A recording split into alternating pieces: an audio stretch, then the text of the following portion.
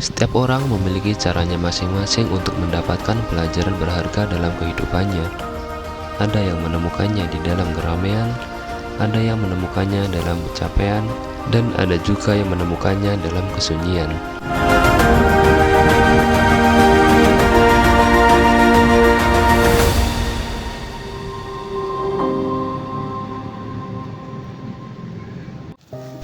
Inilah pelajaran yang saya dapatkan saat solo camping perdana saya di Cemoro Sewu. Ternyata tidak mudah membiasakan diri tidur sendirian di alam terbuka. Rasa takut dan kekhawatiran pelan-pelan memenuhi kepala saat berada di dalam tenda.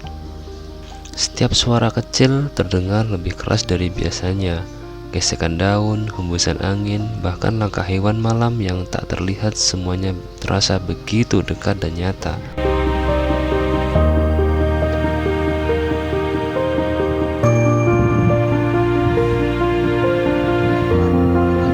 Inilah yang saya rasakan saat solo camping di Cemoro Sewu. Saya berangkat pukul 4 sore dari rumah dan tiba di camping ground selepas maghrib. Suasana mulai gelap, udara semakin dingin, area sekitar perlahan menjadi sunyi. Tempat ini sebenarnya sangat nyaman, cocok untuk keluarga, kerabat, atau siapapun yang ingin dekat dengan alam. Fasilitas musola dan toilet pun cukup dekat dari tenda. Hal-hal sederhana seperti ini justru membuat saya merasa lebih siap untuk mencoba pengalaman pertama bermalam sendirian di alam terbuka.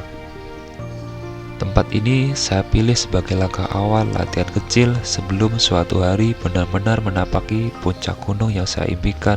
Kenyamanan kamar tidur yang biasa saya rasakan mendadak terasa sangat mewah. Di kamar ada lampu, ada dinding, ada sinyal, ada rasa nyaman yang selama ini tidak pernah benar-benar saya sadari. Namun di sini hanya ada gelap, dingin, sunyi, dan perasaan asing yang memaksa saya benar-benar sadar pada keadaan. Sepi, tiada teman bicara, dan justru disitulah percakapan paling jujur dimulai. Awalnya rasa takut jauh lebih dominan daripada rasa tenang. Pikiran kemana-mana, membayangkan hal-hal yang belum tentu terjadi. Tapi semakin lama saya terdiam, saya mulai sadar yang paling berisik bukanlah hutan di luar sana, melainkan isi kepala saya sendiri. Pagi pun datang secara perlahan. Saya mulai masuk ke dalam tenda, dan ada rasa lega yang sulit dijelaskan. Bukan bangga karena berhasil bermalam sendirian, tapi lega karena berhasil melewati percakapan panjang dengan diri sendiri. Saya pun menyeduh secangkir kopi hangat. Uapnya mengepul pelan, menghangatkan udara dingin di dalam tenda.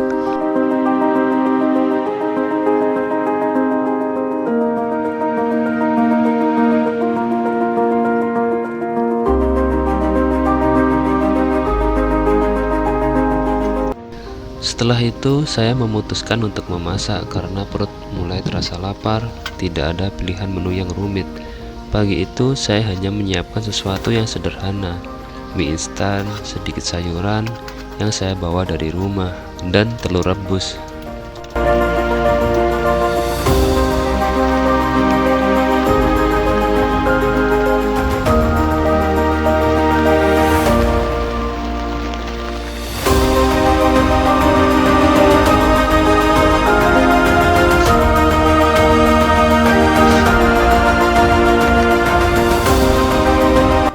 Tidak ada yang mewah, tapi rasanya jauh lebih nikmat dari sarapan di rumah.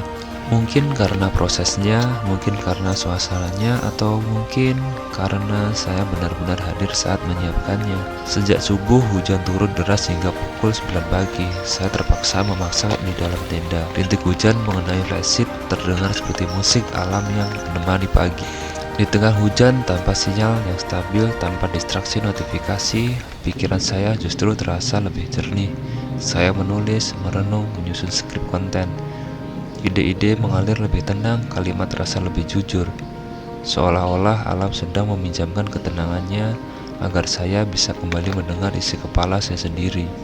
Hujan akhirnya benar-benar reda. Rintiknya sejak subuh menemani tenda. Kini hanya menyisakan aroma tanah basah yang khas dan menenangkan. Saya membuka resleting tenda perlahan, lalu melangkah keluar. Udara pagi langsung menyapa di wajah, dingin, segar, dan terasa lebih bersih dari biasanya. Nafas terasa lebih panjang dan lebih lega. Saya duduk di depan tenda, memegang secangkir kopi hangat, dan saya menyeruputnya perlahan tanpa terburu-buru. Tidak ada yang saya kejar pagi itu, tidak ada notifikasi yang harus dibalas, tidak ada percakapan yang perlu ditangani, hanya duduk, diam, mengamati alam sekitar yang begitu hidup dengan kesederhanaannya. Pepohonan berdiri dengan tenang, angin berembus secara lembut, hutan seperti sedang bernapas secara pelan. Dan untuk pertama kalinya setelah semalam penuh percakapan batin, saya merasakan ketenangan yang lebih utuh.